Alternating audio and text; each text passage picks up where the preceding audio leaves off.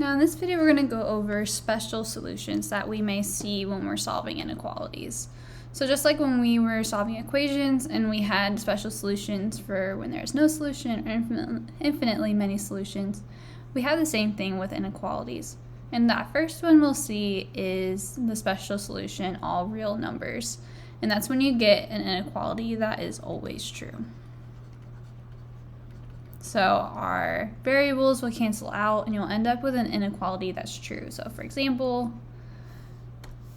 you would get 5 is greater than 3. That's a true statement always. Another one that you need to be careful of is, for instance, 4 is less than or equal to 4. Since I have that line underneath, it can be equal. So this would also end up being an all real number solution. No solution, on the other hand, is when you get an inequality that is never true. So for example, 2 is greater than 7. That's never true. 2 is not bigger than 7. Another one that you need to be careful of is, for instance, 3 is less than 3. 3 will never be less than 3, so this would also give you no solution. So let's look at some examples of those. So I just want to solve this. I want to get all of my x's on one side, so I'm going to go ahead and subtract 5x from both sides. And I see that all my x's cancel out, so all I'm left with is negative 12 is less than or equal to negative 4. So now I think to myself, is this inequality true or is it false? Well, negative 12 is less than negative 4, so that's true. And so since it's true, this is going to be all real numbers.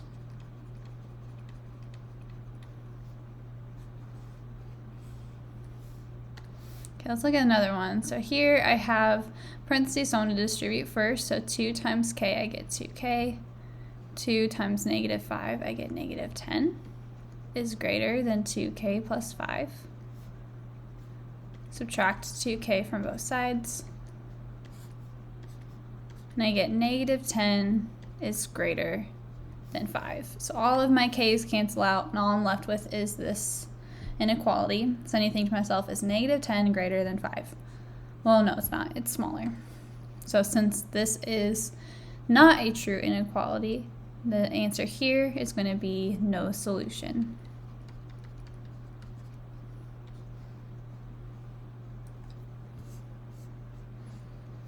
Okay, let's try number 3. So I want to distribute, so negative 4 times 3n, I get negative 12n.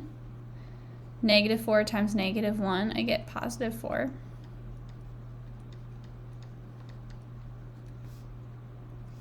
Add 12n to both sides.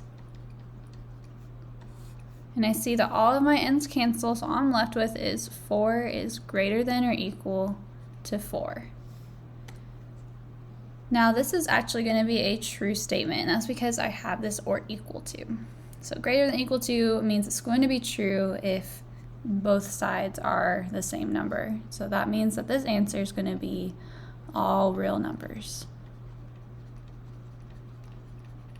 Okay, go ahead and pause the video. I want you to go ahead and try number 4 on your own.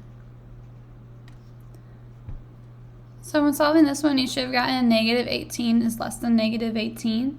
Since this one doesn't have that or equal to in there, this is going to be no solution.